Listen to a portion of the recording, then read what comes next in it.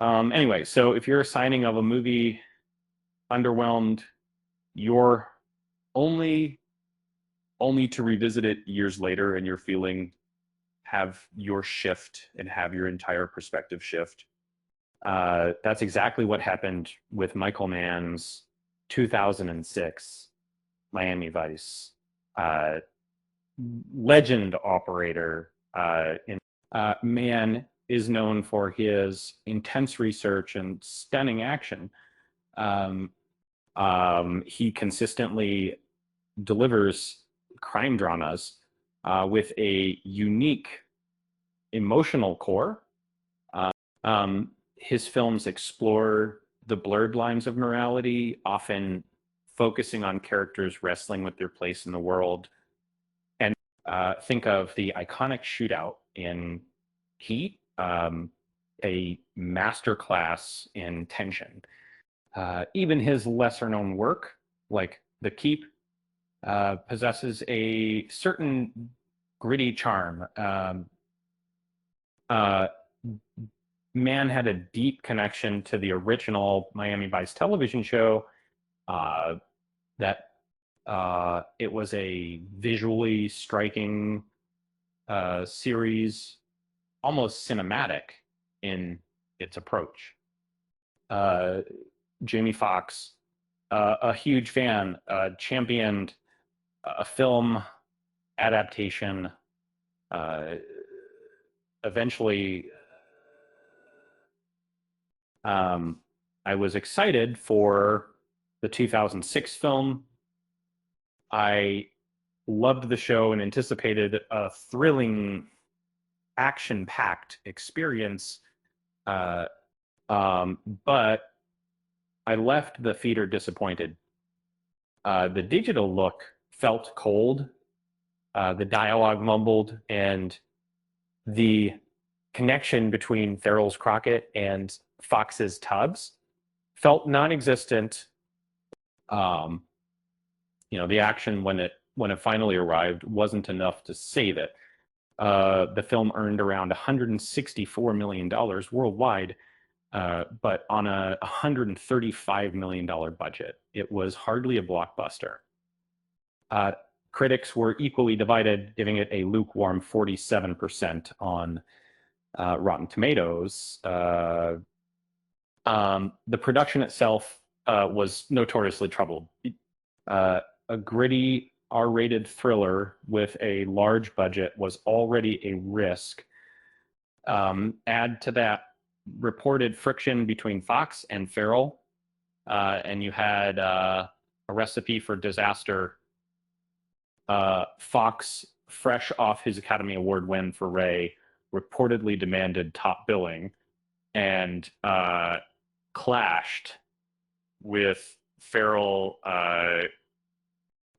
He even refused to film scenes on a boat or plane, filming in dangerous locations like Ciudad del Este in Paraguay added to the chaos. Hurricanes interrupted filming, and Mann's perfectionism drove up the budget. Fox, fearing for his safety in the Dominican Republic, briefly left production, forcing a last-minute location change to Miami. It was a stressful shoot for everyone involved. Over the years, my opinion of Miami Vice drastically changed, and I realized it wasn't meant to be a typical action movie. It's an art film disguised as a blockbuster, a character study wrapped in a crime thriller. Uh, the man's meticulous research shines through, presenting the criminal underworld with documentary-like realism. And he delves into the psychological toll of undercover work, exploring the blurring of moral boundaries and the allure of false identity. Crockett's descent into his undercover persona and his relationship with Isabella are particularly compelling. Both characters are aware of the fantasy they're creating, yet the emotional impact is undeniable. The film's deliberate pace and stunning digital cinematography enhance the atmosphere.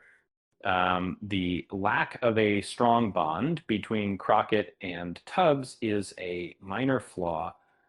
The trailer park standoff and the final shootout are classic Mann set pieces, expertly crafted and visually arresting.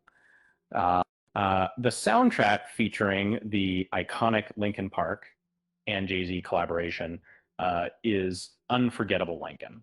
I've gone from considering Miami Vice Man's weakest film to ranking it among his best alongside Heat and Beef.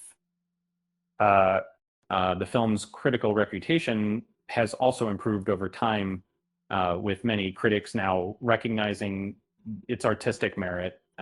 A sequel never materialized, but a reboot starring Glenn Powell and Michael B. Jordan is planned for 2027.